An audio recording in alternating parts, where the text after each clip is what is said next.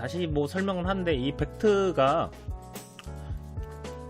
얘기 이미 1년 전부터 나왔잖아요. 1년 전부터 뭐 팩트 한다 만다 연기됐다 말하는데, 이제 출시한다 만다 막 이러고 있잖아요. 결국은 재료예요, 재료.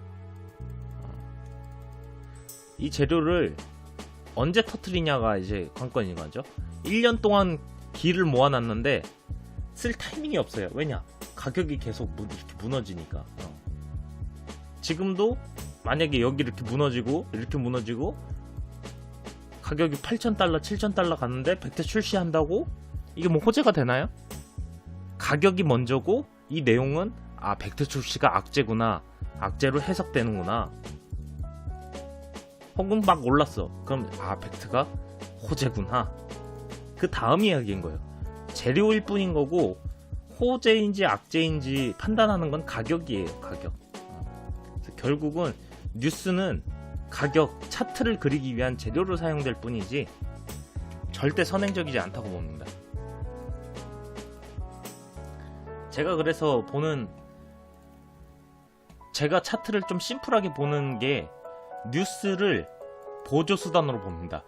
뉴스가 메인이 아니에요. 뉴스를 보조수단으로 보고, 이 보조 뭐 있어요? 보조 지표 있죠? 보조 지표도 보조로 봅니다. 제 차트를 보시면 심플해요. 이평선 밖에 없어요. 이평선 말고는 다른 걸 설정하지 않습니다. 이평선도 기본값 막 어렵게 숫자 바꾸지 않아요. 심플 이즈 베스트. 저도 옛날에는 이미 뭐 주식 투자를 한지 10년이 넘었는데, 지금 한 15년 가까이 15년까지는 안 됐고 12년, 13년 그 정도 된 것 같은데, 보조지표 공부 엄청 많이 했습니다. 근데 보조지표는 답이 아니에요. 보조지표는 보조할 뿐 가격을 예측할 수 없습니다. 오히려 혼돈을 갖게 만들어요. 가장 팩트만 보자. 팩트. 뉴스도 팩트 아니에요. 뉴스가 가장 팩트가 아닙니다. 요즘 선동 이런 것도 많죠, 뉴스에서. 팩트, 숫자. 너와 내가 팔고 살았다 팠다 한 기록물이잖아요. 진짜 거래가 된 숫자예요. 물론 거래도 조작할 수는 있지만 그 많은 금액을 조작할 수는 없잖아요. 뭐 요즘 거래소에서 자전 돌리기도 하고, 거래량 늘려서 저 막 100위에 있던 거래소가 갑자기 랭킹 1위로 올라가기도 하고, 뭐 이런 것도 있는데, 결국은 그걸 해서 돈을 썼다는 거예요. 돈을 쓴 이유가 있을 거 아니에요. 가격 올리려고, 혹은 내리려고, 아니면 랭킹 1위를 해서 시장을 점유하려고. 목적이 있잖아요. 이 숫자는 목적이 바로 보이는 거예요. 이 목적을 해석하는 게 심리, 두 번째는 빅데이터. 요게 이제 기술인 거예요. 요게 이제 투자의 기술인 거고, 요 심리를 반영할 때 아까 같은 뉴스 같은 재료들이 사용이 되는 거죠. 너무 어렵나요? 역시 우리 방송은 채팅을 잘 안 치셔가지고. 빅데이터는 요즘 친절하게, 제가 예전부터 보는 여러가지 빅데이터들이 있는데, 뭐 CMC가 그래도 코인마켓캡이 심플하게 잘 보여주고 있으니까 요것만 봐도, 심리는 뭐 코인판 같은 거 보면 되는데, 코인판은 요즘 알바가 너무 많죠. 그래서 신뢰도가 떨어졌고, 가장 신뢰도가 높은 건 역시 숫자다. 뉴스고 뭐고 다 필요 없고, 거래가 된 실제 값을 보는 게 진짜 분석인 거죠. 그리고 이 가격을 봤을 때 이 사람들이 왜 샀을까, 왜 팔았을까, 이거는 심리적인 부분인 거고, 심리에는 뉴스가 사용될 수도 있고, 커뮤니티 바이럴이 사용될 수도 있고, 뭐 다양한 거죠. 그래서 저는 이 뉴스를 신봉하는 거를 굉장히 안 좋다고 봐요. 뉴스는 팩트를 보여주지만 이미 방향성이 정해진 팩트만 보여줘요. 요거는 코인뿐만 아니라 정치, 사회, 문화, 뭐 전부 다 이미 이 뉴스사에서 송출하고 싶은 바람대로 방향을 정하고 뉴스 작성이 가장 팩트를 기반으로 해서 만들어집니다. 하지만 이미 결과물은 답정너. 결과물은 답정너예요. 근데 우리가 이 뉴스에 그림판으로 좀 넘어가 볼까요? 뉴스에 열광하는 이유가 뭘까요? 뭐라고 생각해요? 왜 뉴스를 팩트라고 믿고 이거를 따라 하는지, 왜 이걸 자꾸 우리는 찾으려고 하는지. 이거는 제가 옛날 1년 전, 2년 전 방송에서도 말씀을 드렸었는데 아직까지 똑같습니다. 저는 이제 투자를 엄청 잘하거나 뭐 능력이 뛰어난 건 아니지만 투자를 그래도 연수로 오래 해본 결과 뉴스는 희망 고문 같은 거예요. 저는 이렇게 해석을 해요. 내가 이 시장, 뭐 예를 들면 암호화폐죠. 암호화폐를 내가 아직까지 투자해야 되는 이유를 찾는 거예요. 이 뉴스도 다양한 정보가 옵니다. 좋은 뉴스, 굿 정보도 오고 배드 정보도 옵니다. 투자하면 안 돼, 스캠이야, 비트코인은 스캠이야, 비트코인 내년에 뭐 1억 간다. 두 가지 뉴스가 나옵니다. 근데 우리는 어떤 것만 기억해요? 좋은 것만 기억해요. 나쁜 거는 에이 저것도 기사 저것도 쓰레기네, 저거 기자 저거 누구야? 막 이러면서 무시해버리죠. 좋은 것만 해요. 그래서 내가 암호화폐를 투자해야 될 이유를 찾는 거예요. 이게 진짜지 하면서 자기 합리화를 하고,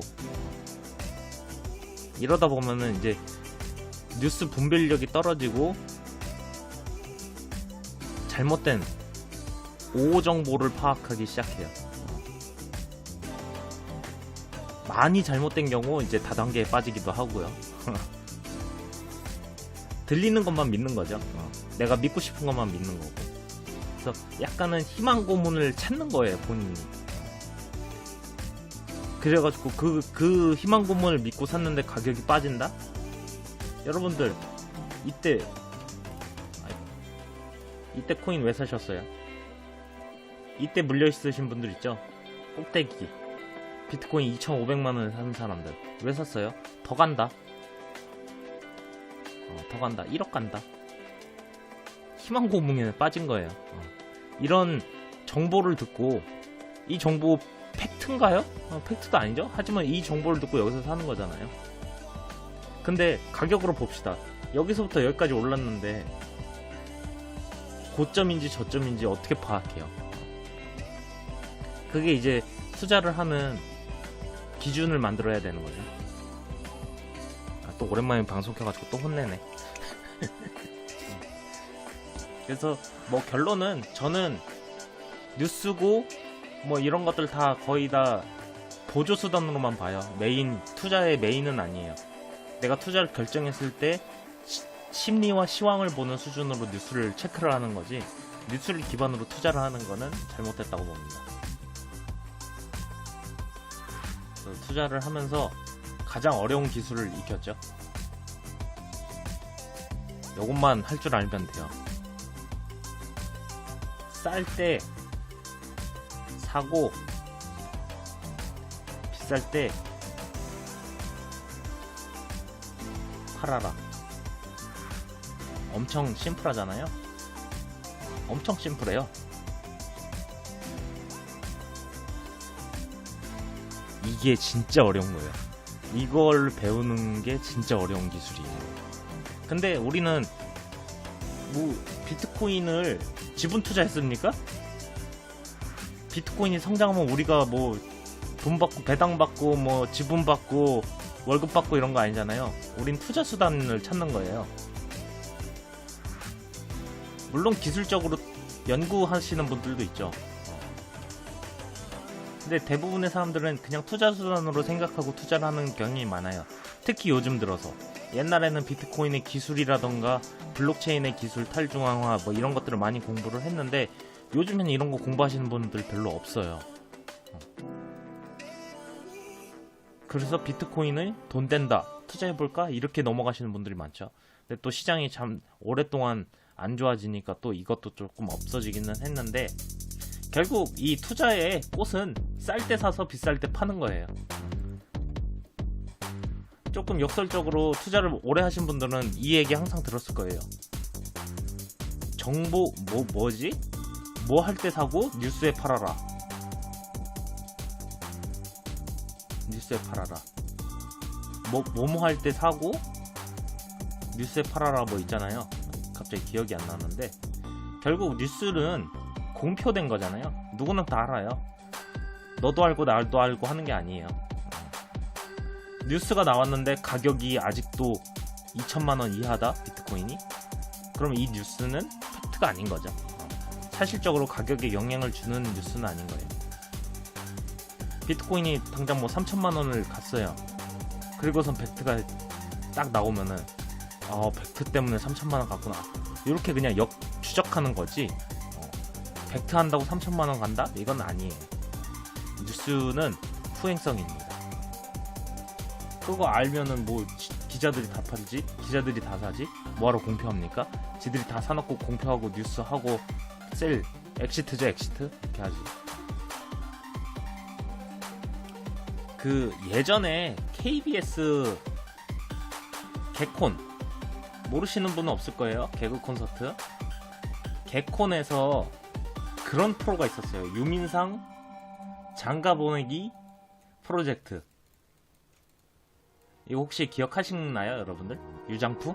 그래갖고 유민상이 이렇게 옷 좀 정장 이쁘게 입고 이렇게 서 있고, 옆에 이제 후배들 3명이 이렇게 의자에 조그맣게 이렇게 앉아 있어요. 그래갖고 팜플렛 이렇게 들고 유민상 장가 보내기 프로젝트 유민상 막 이러면서 이 유민상에 대한 좋은 얘기를 해줘요. 유민상이 이렇게 좋고 곧 장가 갈 수 있다 막 이런 얘기를 해요. 근데 여기서 여기 앉은 애가 요 옆에 애가 막 진짜 유민상 장가 가는 거 아닌가요? 막 하니까 야, 이 한심한 놈아 이러면서 옆에 애를 이제 갈켜요. 너 유민상 장가 갈 수 있을 것 같냐? 저 형 못 가. 막 이래요. 너 이 프로 왜 하는 줄 알아? 저 형 희망 고문 시키는 거야.